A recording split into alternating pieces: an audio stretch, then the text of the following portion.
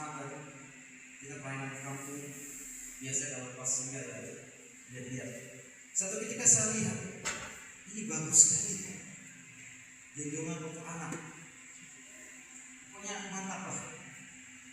Saya pegang tangan saya tarik kembali, saya pegang tangan saya tarik kembali. Kalau saya beli ini itu harganya sekitar 200 ribu. Kalau saya beli ini, bagaimana bisa dapur? Pikiran saya tujuannya ke sana. Saya lama di situ, saya lama. Akhirnya saya memutuskan untuk pulang. Saya tidak jadi beli. 1 atau 2 minggu kemudian ada pengurus panti di Poso juga ada panti. Itu datang ke asrama, bawa kantong plastik, dia kasih, Pak Jaya, ini ada berkat dari panti. Saya buka, ada beberapa helai baju memang untuk anak kecil, dan di situ ada gendongan sama persis dengan apa yang saya pegang. Mohon. Saya masuk kamar, saya berterima kasih karena ini barang ini saya ingin beli, sudah mau beli tapi nggak jadi. Tapi waktu itu entah seperti apa, tiba-tiba Tuhan punya jalan yang berbeda. Dan ada banyak kisah lagi kami selagi pelayanan di sana, dan tentunya itu karena pertolongan Tuhan. Dan saya rasa memang Tuhan bekerja luar biasa lewat pelayanan-pelayanan yang di luar lingkup, dalam tanda kutip, lingkup gereja. Karena yayasan besar memang muara pelayanannya ke sana. Makanya kalau pelayanan di desa, Mas Jaya pelayanan di mana? Di TK. Jadi apa di sana? Ya, ini apa namanya? Cek-cek TKT saja dulu. Baru anak-anak ya. Itu sudah. Jadi kita nggak ada jabatan yang memang secara struktural bisa dipandang oleh masyarakat. Tapi kita melakukan apa yang Tuhan perintahkan. Apalagi doktrin dari yayasan pesan itu, anak-anak itu saat kita menyambut anak-anak itu seperti kita sedang menyambut Tuhan.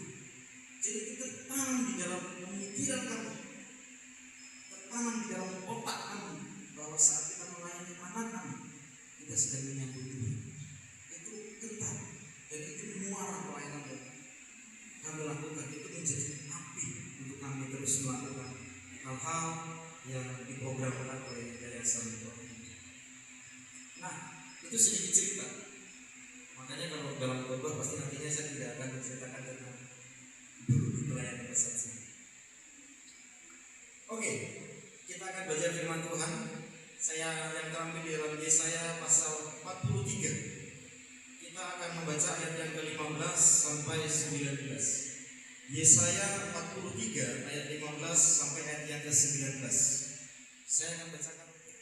Akulah Tuhan yang Maha Kudus, Allahmu, Rajamu yang menciptakan Israel.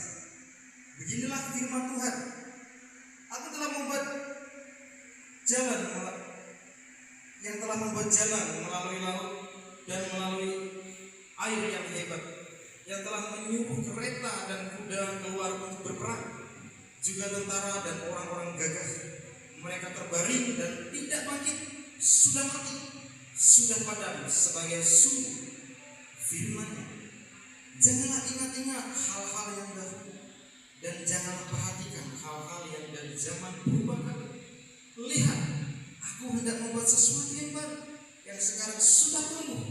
Belumkah kamu mengetahuinya? Aku hendak membuat jalan di padang gurun dan sungai-sungai di padang belantara. Ini seruan yang disampaikan oleh Nabi Yesaya kepada bangsa Israel tentang polemik yang Tuhan sendiri pun merasa. Tuhan mengingatkan perbuatannya yang dahsyat di masa lalu, seperti membelah laut merah dan memusnahkan tentara Firaun. Nah, ceritanya ini Tuhan sedang mengambil kembali bangsa Israel yang ada di pembuangan, bahwa ada sebuah hal di sana yang Israel itu ingin kembali ke masa lalu, ingin kembali ke masa lalu. Nah, kalau kita baca di dalam kitab Keluaran 14 ayat 22 dan ayat 23, ini tentang bagaimana Allah membelah laut merah. Itu peristiwa yang sangat mengesankan, sebuah peristiwa yang sangat luar biasa. Demikianlah orang Israel berjalan dari tengah-tengah laut di tempat kering, sedang di kiri dan kanan mereka itu air sebagai tembok bagi mereka. Orang Mesir mengejar dan menyusul mereka, segala kuda Firaun, keretanya dan orang-orang yang berkuda sampai di tengah-tengah laut. Ini adalah sebuah peristiwa yang sangat luar biasa, yang terus diingat oleh orang Israel waktu itu, sehingga orang Israel terus terbawa oleh lamunan mujizat keajaiban yang telah Tuhan berikan kepada orang Israel. Jadi mereka terus ada di belakang, padahal mereka sudah hidup ratusan tahun setelah zaman pembelahan laut itu. Tetapi yang mereka lakukan apa? Mereka terus mengingat, mereka terus mengingat apa yang Tuhan lakukan. Dan seolah-olah umat Israel ingin Tuhan membuat mujizat yang sama di waktu itu. Tetapi firman Tuhan menegaskan, janganlah ingat hal-hal yang dahulu.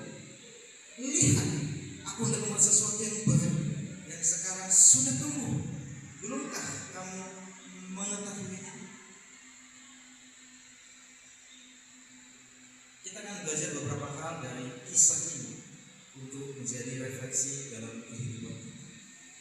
Yang pertama, jangan terpaku pada mujizat masa lalu, atau istilah zaman sekarang kita harus move on. Biasanya move on ini disampaikan atau diucapkan kepada orang-orang yang habis putus pacar.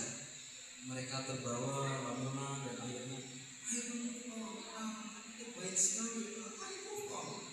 Move on adalah sebuah keadaan di mana kita harus bangkit, melupakan masa lalu. Jangan terpaku pada mujizat masa lalu. Nah, kita pun terkadang seperti itu. Kita ingin Tuhan itu mengulangi apa yang pernah Tuhan buat dengan kehidupan kita puluhan tahun yang lalu, mungkin 5 tahun yang lalu, 7 tahun yang lalu, 8 tahun yang lalu. Tuhan membuat perkara yang besar di dalam hidup kita, di dalam keluarga kita, sehingga kita ingin Tuhan melakukan hal yang sama yang sudah terjadi 5-10 tahun yang lalu dan terjadi di saat ini. Padahal Tuhan senang kepada sesuatu yang baru. Bahkan mungkin kita tidak melihat apa sih Tuhan kerjakan. Kenapa sampai saya cerita tadi hal seperti itu? Terkadang saya juga terpaku dengan apa yang sudah saya kerjakan beberapa tahun yang lalu. Terkadang saya terkesan dengan apa yang Tuhan kerjakan pada keluarga kami, dan seolah-olah ayo Tuhan, lakukan lagi yang sama, yang seperti waktu itu. Padahal Tuhan ingin menunjukkan sesuatu yang baru dalam kehidupan kita. Ada yang baru yang ingin Tuhan ajarkan, Tuhan berikan dalam kehidupan kita. Kalau kita refleksi ke belakang, mungkin kita akan mengoreksi banyak hal dalam kehidupan kita. Bahkan dalam kehidupan kita pun, sejak kita bujang, menikah, dan sampai sekarang, mungkin tampilan terbaik itu saat ini.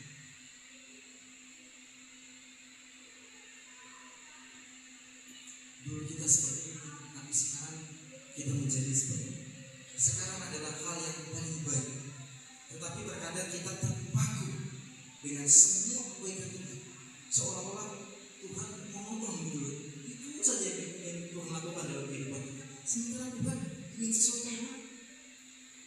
Pikiran kita terhipnotis dengan hal-hal tersebut, sehingga kita jalan di tempat. Padahal yang lain sudah sampai jauh, kita masih jalan di tempat. Kita mengingat Tuhan, ayo Tuhan, ulangi lagi. Atau dalam istilah yang lain, kita terbuai dengan the glory of yesterday, terpaku pada kemuliaan masa lalu yang sudah Tuhan berikan dalam kehidupan. Banyak orang Kristen gereja yang sibuk meratapi atau merindukan kejayaan atau mujizat masa lalu. Terpaku pada masa lalu membuat kita tidak peka dan melewatkan hal-hal baru yang sedang Tuhan kerjakan di depan kita. Contohnya begini, Wright bersaudara adalah penemu pesawat di masa itu. Dia menciptakan sebuah reformasi, transformasi pengetahuan, karena sesuatu yang membuat pikirannya terganggu. Akhirnya dia menciptakan sebuah pesawat. Beberapa orang bilang pesawatnya mirip layang-layang. Nah, bayangkan saat ini, di zaman ini, kita datang ke tempat pembuat pesawat, terus kita bilang kepada mereka, tolong dong buatkan pesawat seperti pesawat itu pertama kali diciptakan. Atau kita datang ke tempat pembuatan televisi, kita bilang kepada Sony, tolong dong buatkan Sony hitam putih seperti dulu. Kalau kita bicara seperti itu kepada mereka, itu sebuah pujian atau penghinaan, rada-rada menghina. Makanya kan masih seperti kita sudah bicara apa? Kita sudah kemana? Kok kita bisa kembali lagi ke masa lalu? Bukankah Tuhan seperti itu? Tuhan ingin membuat sesuatu yang baru untuk kita. Tuhan ingin membuat sesuatu yang lebih luar biasa untuk keluarga kita, untuk masa depan kita, untuk anak-anak kita. Tetapi kita masih terpaku dengan sesuatu yang lama, yang kita sudah lupakan. Itu sejarah. Mengingat itu tidak salah. Yang keliru adalah mengingat-ingat. Itu terus yang diingat, itu terus yang diingat, itu terus yang diingat. Akhirnya terpaku kepada kejayaan masa lalu, the glory of yesterday. Kita tidak bisa melihat apa yang sedang Tuhan akan kerjakan lewat keluarga kita, lewat yayasan ini, mungkin lewat gereja di mana kita tinggal, mungkin lewat kehidupan kita di kampung, dimanapun kita berada. Akhirnya kita tak paham dengan semua itu. Kita terpaku dengan the glory of yesterday. Saat Tuhan bilang, aku akan membuat jalan di padang gurun dan sungai-sungai di padang belantara. Tuhan tidak lagi sekedar membelah laut, melainkan membuka jalan di padang gurun, menyediakan sungai-sungai di padang belantara. Artinya apa? Di tengah situasi yang sulit saat ini, di tengah situasi yang menekan kita, di situasi-situasi yang membuat kita tertekan, atau ada isu resesi global yang tampaknya luar biasa sekali, atau harapan semakin tipis, Tuhan sanggup memberi jalan keluar dan menyediakan kelimpahan. Amin. Jadi sebenarnya kita nggak boleh terpaku dengan the glory of yesterday. Tuhan akan membuat jalan di padang gurun. Dia akan membuat sungai-sungai di padang belantara. Sesuatu yang mustahil, sesuatu yang begitu rumit dilakukan, sesuatu yang mungkin tidak bisa dikerjakan, tetapi Tuhan hari bisa memberikan itu semua. Kenapa? Karena Tuhan berpikir sesuatu yang baru, terus yang baru terus, yang baru terus, yang baru terus. Nah, kita manusia ini logiknya kita kemungkinan besar agak lambat. Akhirnya kita terus melihat hal-hal yang kita enggak melihat kebaikan Tuhan. 2 hari yang lalu, 1 minggu yang lalu, mungkin Tuhan sudah berbicara kepada kita tentang sesuatu yang besar di suatu hari nanti. Kita tidak sibuk mengurusi yang lalu. Oh, dulu boleh kalau saya jadi apapun itu. Nah, itu poin yang pertama. Kita tidak boleh terpaku kepada kejayaan masa lalu, kepada berkat-berkat Tuhan yang luar biasa yang kita alami 5-10 tahun yang lalu atau berapa puluh tahun yang lalu. Tetapi kita tetap menatap ke depan bahwa Tuhan menyediakan sesuatu yang baru. Karena Tuhan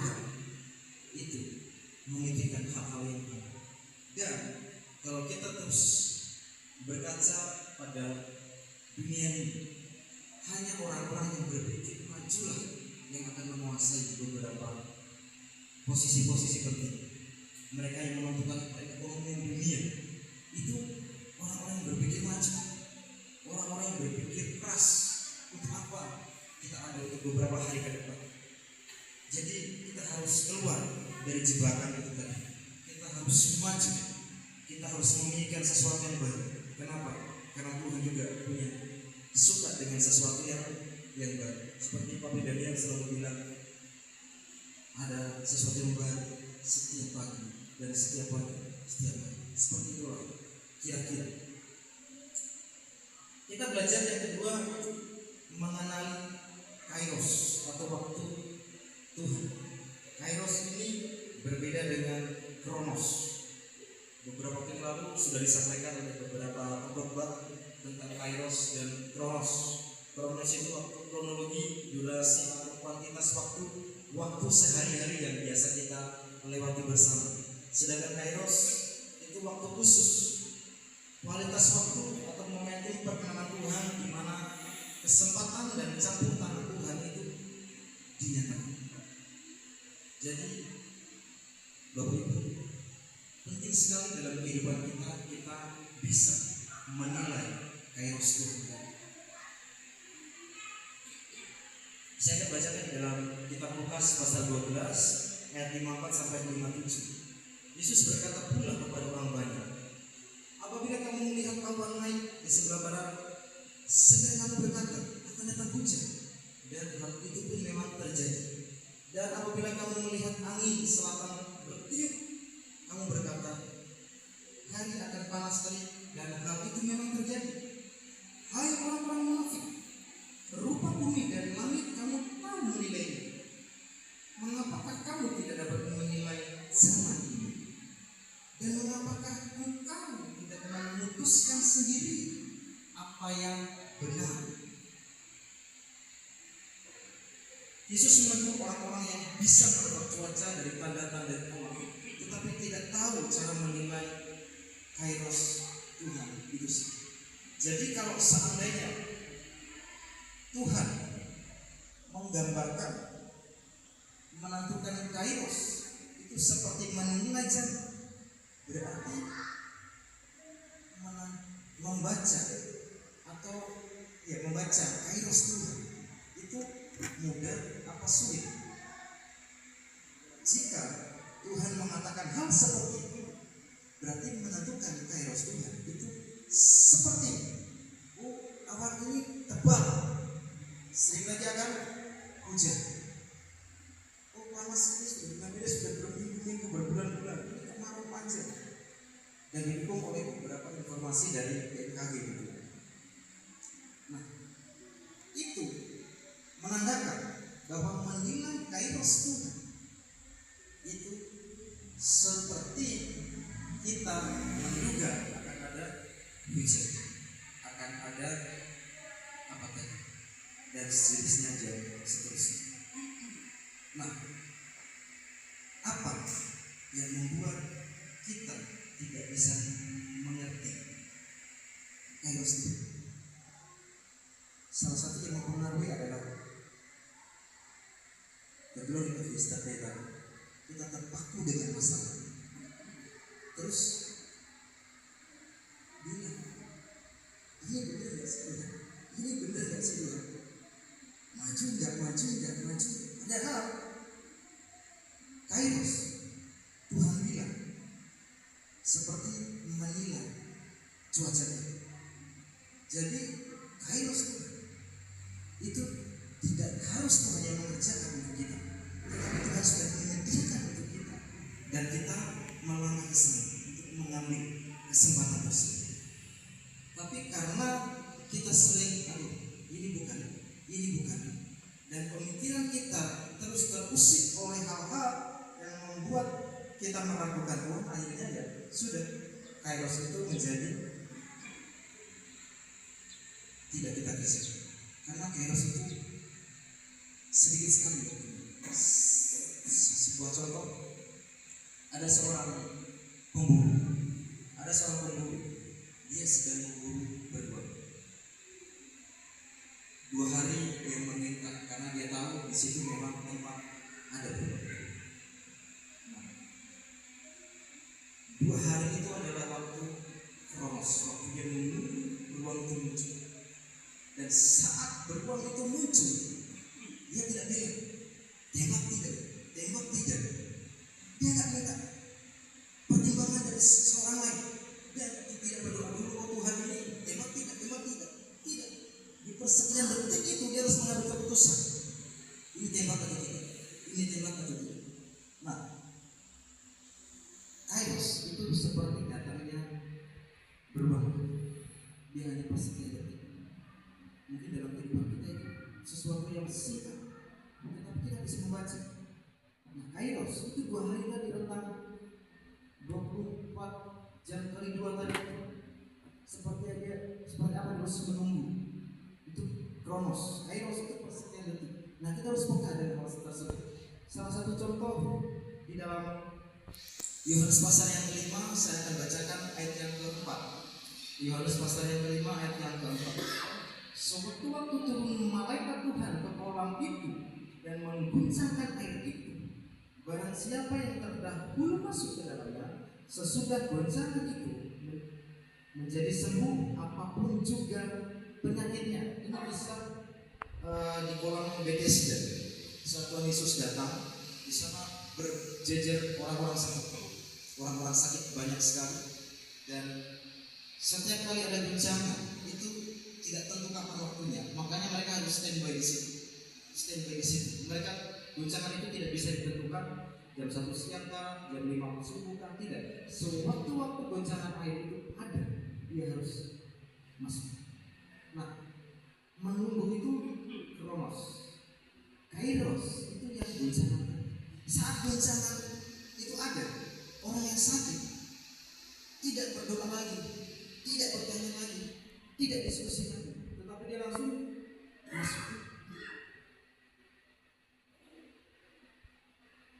Terkadang kita terjebak dengan sesuatu yang ada di pikiran kita sendiri, sehingga kita tidak bisa melihat Kairos Tuhan dalam kehidupan. Dan Kairos Tuhan itu bisa membuat segala sesuatu menjadi mudah. Salah satu contoh yang saya dengar dari Pak Gunawan, ngurus tim ini susah sekali, sudah bertahun-tahun, tapi pas tiba waktunya, Kairos dikerjakan sama Gunawan sama timnya, dikejar-kejar, akhirnya jadi tim semua strategi yang kuat dan sebagainya. Waktu menunggu hampir 10 tahun itu kronos. Kairosnya itu. Kalau kita nggak ambil kesempatan ini, kita kalau nggak ambil, kita nggak follow up semuanya, harus. Dalam kehidupan kita pun seperti itu. Terkadang kita terlalu lama berpuasa, akhirnya kita lupa. Ini harus kita.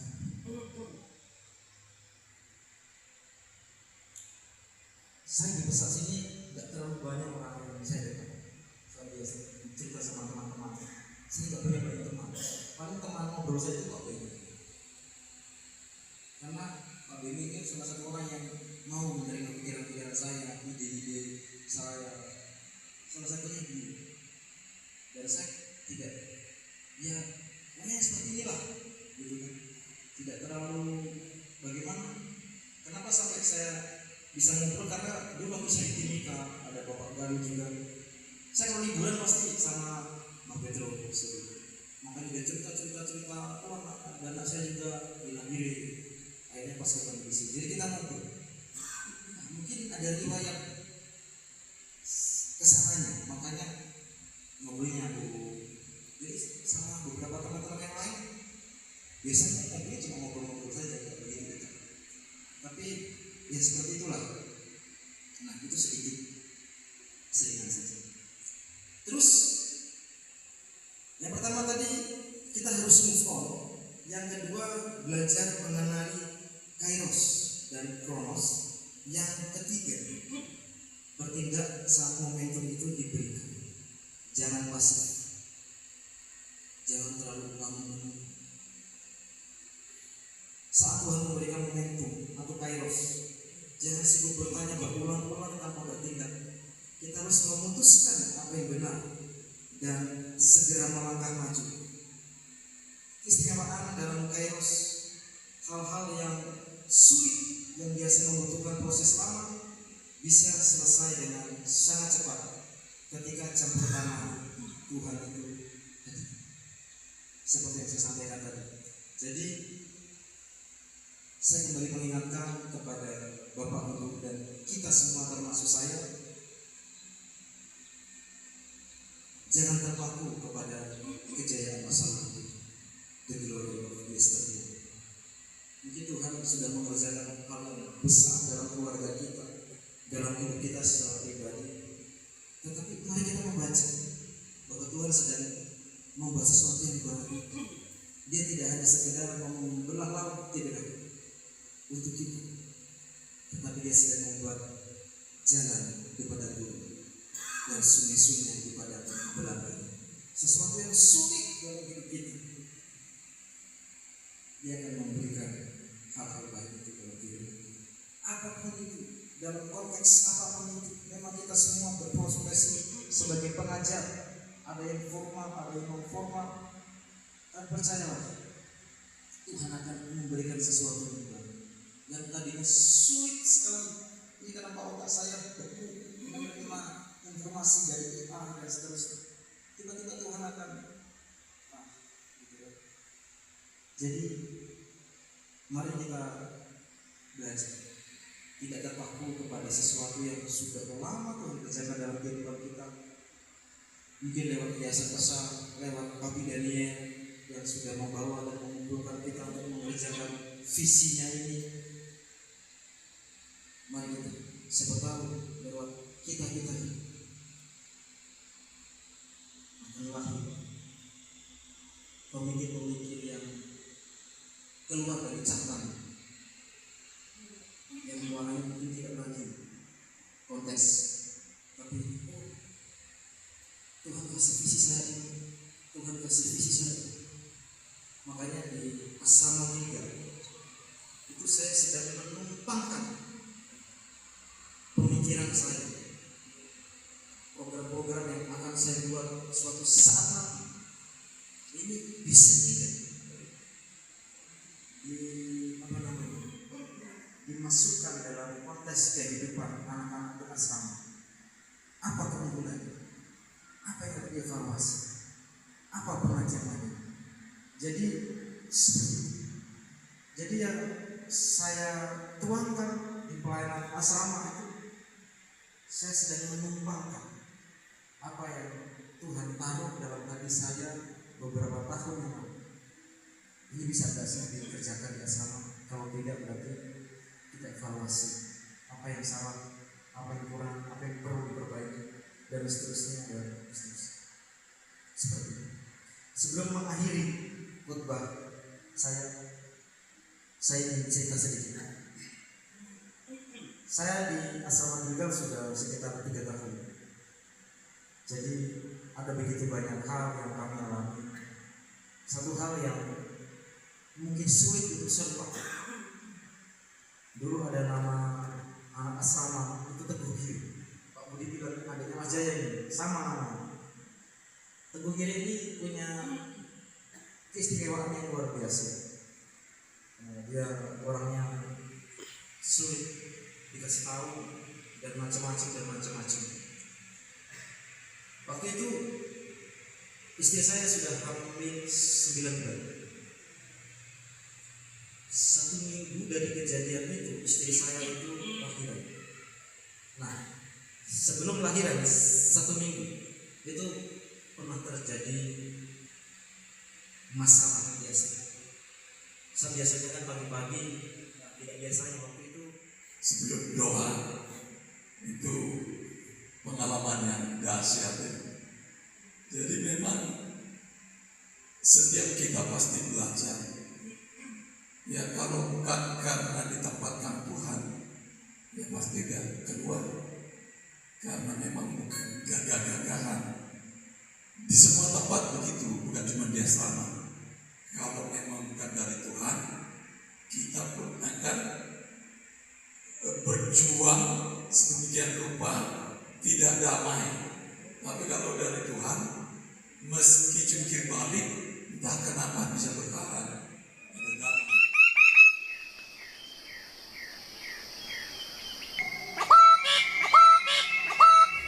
Di sana pulangku yang kupuja selalu, tanah Papua, pulau indah,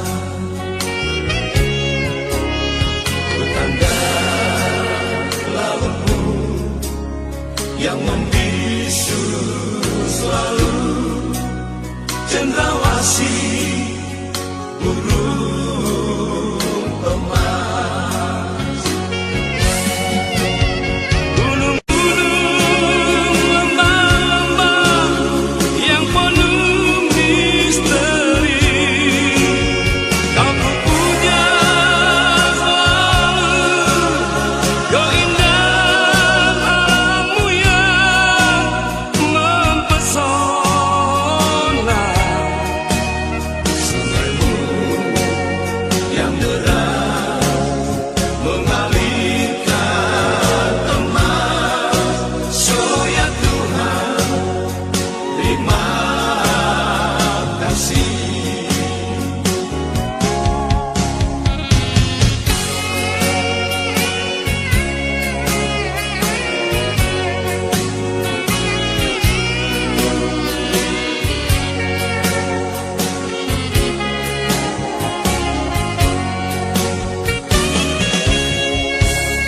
Di sana pulangku yang kupuja selalu, tanah Papua, pulau indah, tetangga lautmu yang membisu selalu, cendrawasih burung emas, gunung-gunung, lembah-lembah yang penuh misteri, kau puja selalu, keindahan alammu yang mempesona, sungaimu yang deras mengalirkan emas. So ya Tuhan, terima